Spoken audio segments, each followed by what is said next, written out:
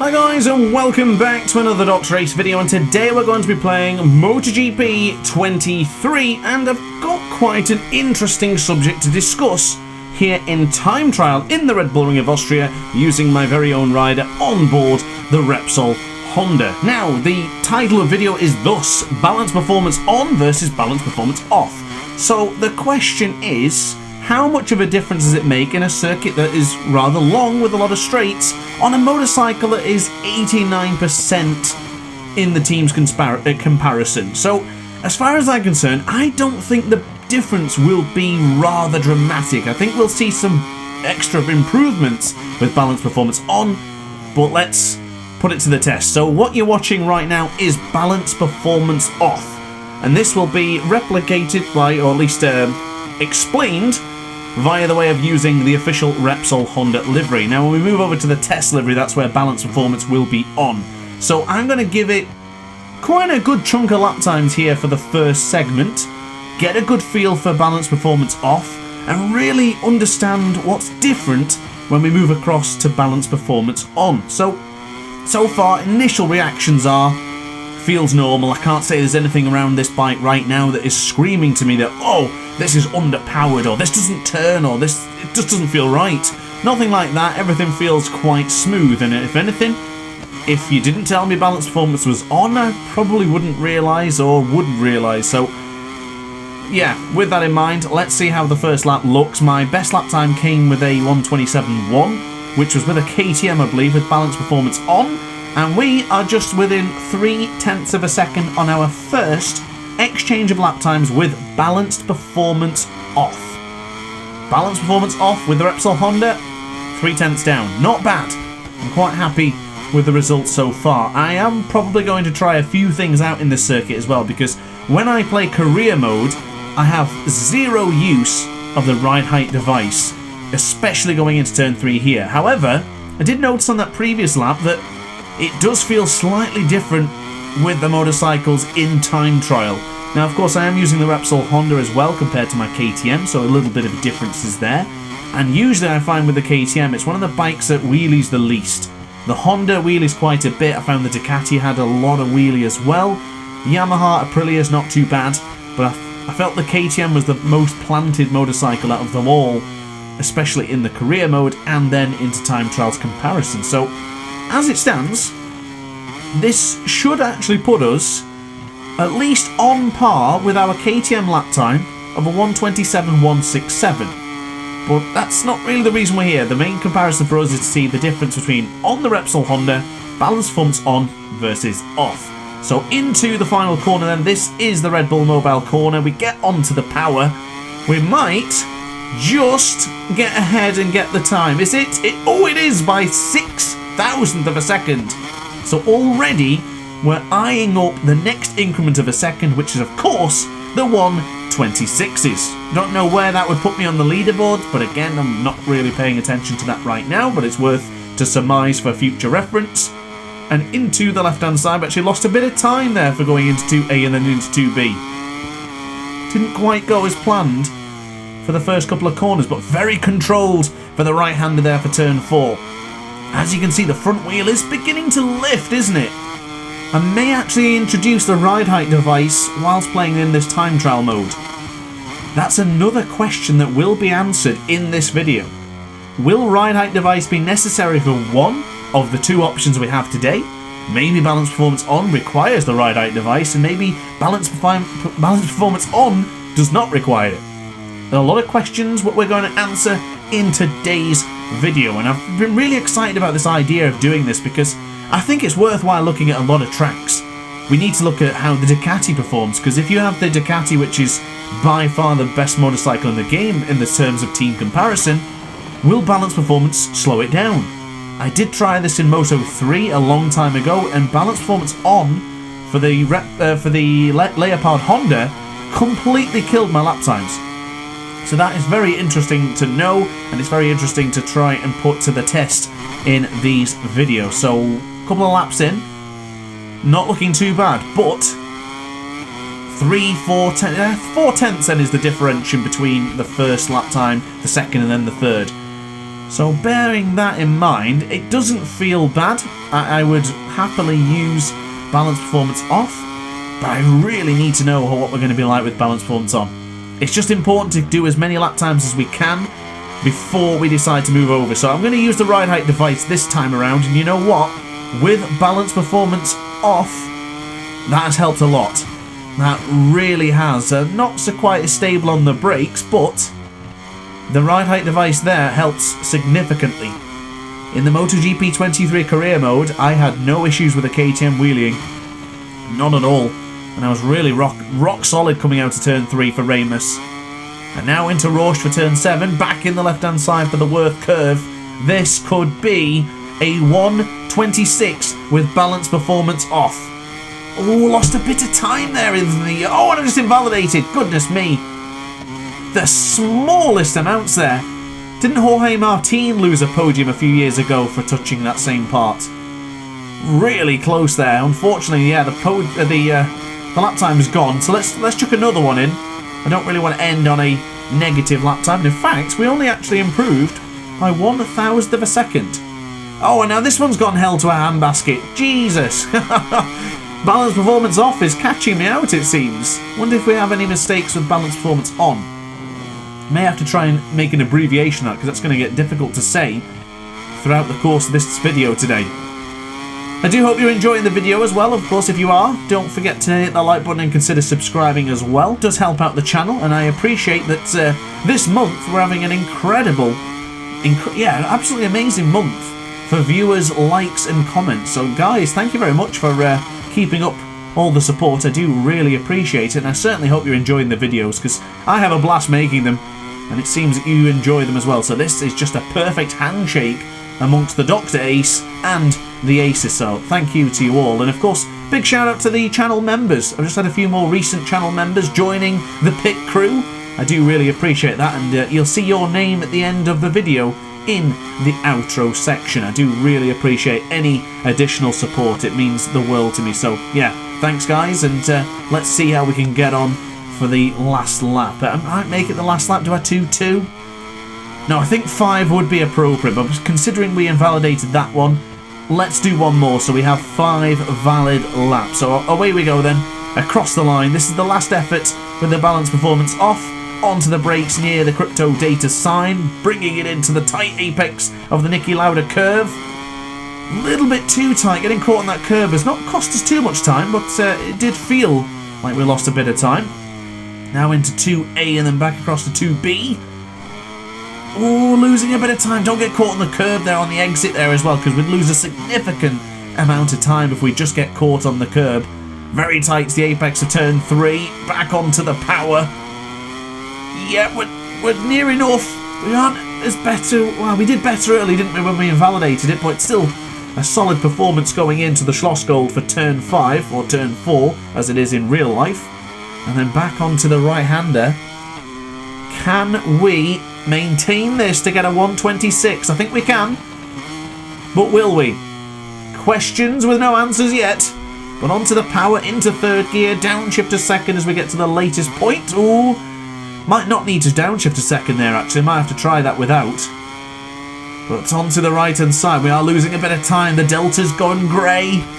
Onto the brakes. Get a little bit caught on the curb there, but not too much. Don't go too tight for Rint. Back on the power. This should be a 1:26. It's got to be. I don't take anything less than perfect. It's got to be perfect. Across the line, it is a 1:26.968. Marvellous. So, guys, means that we can only try one more thing now, and that is to try balanced performance on. So here we go then. Balanced performance is now turned on. How and what is the difference going to be? Before you watch this part of the video, let me know in the comments section down below and predict what lap time do you think is going to be with balanced performance on. I'm predicting a little bit more, but not significant. Maybe 2 or 3 tenths. I can't see it being that much of a difference here in a circuit like the Red Bull Ring of Austria. Could be proven wrong, so let's find out together, shall we? Oh, already deep into turn 2. I must confess, it doesn't feel much different. A lot better on the acceleration there, coming out of the corner. Down by 2/10 in the first split. But now to the right-hander for turn 4. Onto the power. Will we wheelie? See, that feels a lot better than balance performance off. A lot more controlled upon the acceleration out of the right-hander. The RC213V looks really nice as well in the carbon livery for the unpainted bike. Oh, 67,000 per second, so we gained 2.5 tenths there by not using the ride height device, just simply having more control over the motorcycle. I gotta confess, this feels pretty good. Downshift a second into the Worth curve, then back across to the right hand side for turn 9, onto the power. Do not run off the circuit this time around though, I would really appreciate if we didn't. Then back onto the power, still up by the shaky burn number of times, 67,000th of a second. Into the final corner in our first lap with balance performance on. Is this going to be enough to improve the lap time? Across the line, it is by 1/10 of a second already in just our first lap. And considering we lost 2/10 in the first split, this might be a bigger advantage than I thought. Something to bear in mind though is, as I said to the beginning of the video, the Repsol Honda is 89% on the team's comparison. Wow, we're up by 3.5 tenths of a second. It does feel really solid. It feels way more comfortable. Diving into the right-hander there without any issue or qualms. Struggling on the power though, not quite as easy as we had it on the previous exchange. Maybe a ride height device will still get an outing even on balance performance on. I'm very hesitant to use the ride height device. I do find it slows me down in a lot of tracks, especially in career mode. Oh, no end it slows me down in career mode. I will not use that at all. Maybe if I increase my electronic value in the game, maybe then things will look better. But by 4/10 of a second, we went deep into the Worth curve earlier, and I've just made that same mistake again by thinking about it. That's why you shouldn't overthink corners. That's really cost us, hasn't it? It's lost us a good chunk of time. Up by shaky burn again in the final sector. Can we produce another good lap time into the final corner? Into the right-hander then. And back onto the power. It will be an improvement, but what to? Across the line, a 1:26.701. Well, I think that's your evidence, isn't it? Balance performance on has certainly got the job done. Whoa! That was tremendously tight to the apex there. Steady on. Biting off a little bit too much there. Just being a little bit too eager. It does happen. I am a pusher. When we have a lap time like that and you can see that we're improving and you have that foresight of potentially going even faster, it is possible to start making small errors. But let's see what happens now with the ride height device. It looks like that deficit is coming down, isn't it? Ride height device in the time trial seems to be working rather smoothly. Not quite as good in the entrance into Schlossgoal, but still offering a good opportunity. And bear in mind, we went wide for the Worth curve, which is the next corner here. This next left-hander, we went wide. If we don't go wide this time, will that cut down the deficit? It certainly did, by at least half an... Oh, it cut the deficit down to half. We were at 5/10 temporarily there, and we're now looking at a lap time that could only be a 10th slower. Bit deep into Rint, that's not a good entrance into that right-hander. Got to work on that. But into the right-hand side, I tell you what, we're going to be close again. Not a bad effort that. Across the line, 1:26.868 again. The identical lap time from the first one out with the first exchange. Not bad. So now, with a couple of laps to go, I do want to go for the same 5 laps again though, so if we do invalidate it, another one, I'll have to try and aim it. Oh my goodness. Oh, and I've lost the front. Oh, damn it. Okay, back to the pits. Well, I didn't see that coming. I guess I was a little bit too confident. I can't say I crashed because of balance performance off. Or on. I think it's just a case of I was a bit too aggressive there, a bit too eager to cut the time back that I lost from the first apex. It put me in a really perilous situation there. But yeah, back to it. Can we still maintain a good pace? Actually struggling to get that right now going into turn 2. It isn't materialising as well as it did on the first 2 laps. Seems to have slowly and progressively gone worse. in that corner. And now for Ramus, I lost a bit of confidence there. I need to get a bit more feeling back into it because we're actually down by 4/10 now. Oh, I almost very closely invalidated the lap time there. So another reason I don't like the ride-out device. It's so difficult to manoeuvre the motorcycle. And as you can see right there, we were just getting closer and closer towards a white line, which would then eventually invalidate the lap. 0.3 of a second. Bear in mind, we went wide for the 8th corner earlier.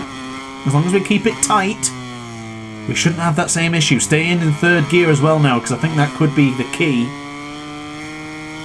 Little bit... Okay, it's getting closer to our favour, but it's not quite there yet. Onto the brakes. Keep it in as tight as you possibly can. That's a good apex. Has it cut the time down? It hasn't. Oh, that's too tight. But we're okay. We're okay. Yeah, that's not a good lap time at all. Back into... Oh, into the 127s. Oh, I shudder at the thought of dropping back into the lower increment. Oh my God, I've dropped it again! Oh, it's gone heck to a handbasket. I can't believe that. I actually can't believe it. I've fallen off a cliff. From lap 3 to lap 4 and now lap 5. Well, hopefully lap 5's alright, but lap 3 was a shocker. Lap 4... After that one, we crashed immediately into lap 5. Absolutely terrible, but it looks like we've got some momentum again. Let's not let that happen again. Brake early for this time, because we're fed up of going wide into 2A and 2B. That's still not good. No, that's still not good. I don't know what it is. I've lost my confidence now in that right-hander. Onto the brakes here, then. Tight as you can to the Ramus corner. Use that ride-out device. I do think that seems to be helping me quite a bit. The problem I have with the ride-out device is that without the ride-out device, you have to be really smooth with the acceleration. I find once I've applied the ride-out device, I'll then get lazy and start aggressively handling the throttle, because you can do when ride-out device is enabled, which I don't think does me any favours. And as it stands, I've got to try and figure that out now, because I don't want to get into a habit of being aggressive with the throttle. It's not my style. I'm able to use the softer tyres usually without having too much detriment, but now that we have the hard front and hard rear, that could be the key to put us in a decent spot to improve again. Is lap 5 the key to improvement? It is. We're up by 2/10, so we were. Oh no, we're losing time, but across the line it's a 126.634, so we did actually improve again, but not as much as what could have been. Should have, would have, could have. It could have been so much more. It should have been so much more, but sadly it wasn't. On to the brakes, and let's get it right this time. Still unstable into that corner. I felt better every single time with balance performance off, but I think that's now because I'm just pushing too much. And I've gone wide again into the right-hander. Look at us pushing as much as we can. Looking like Marc Marquez on the Repsol Honda. Pushing it into the couple of corners. And the ride-out device almost caught me out guard again. This has been more interesting than I thought this video would be, honestly. I knew it would be interesting for the sense of understanding and learning about the balance performance. But to be pushing into this aggressively, trying to improve the lap time, is not what I actually anticipated for today's video, but I'm glad it's going well. I'm having a lot of fun with this. Of course, don't forget to subscribe, as I've gone wide again into the Worth curve. There's my advantage gone. Not quite, it's disappeared as bad as I thought it would actually, as we go really close to track limits again. I couldn't be any closer there. Oh my God. This is rather tense for just a test. I'm absolutely pushing with all my might right now. Try not to get caught on the curb there too much, which we actually did, and across the line, back in to the 126.7s. Really aggressive on the brakes now as well, tight as you can to the louder curve. This will be our last one then. Oh, in fact, actually, I've already done a lap too many now, haven't I? Oh well, we're still on it, so it doesn't matter. We keep on pushing. Why not let it fly? One more for the aces. Let's hope it works out well. We're up by 1/10.5. Don't mess it up this time into the final cut. I have messed it up. I've absolutely blown it.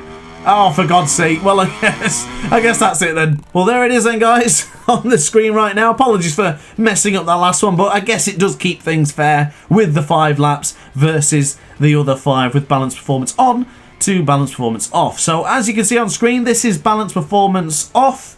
let's take a look at the balance performance on to see the difference. As you can see, a lot more confident, a lot more smoother with balance performance on, and the lap times are significantly better by a good chunk of time. At least 5/10 to be found with balance performance on. But guys, thanks for watching the video. I sincerely hope you enjoyed it. If you did, let me know in the comment section down below, and I'll see you in the next video tomorrow. Ciao for now.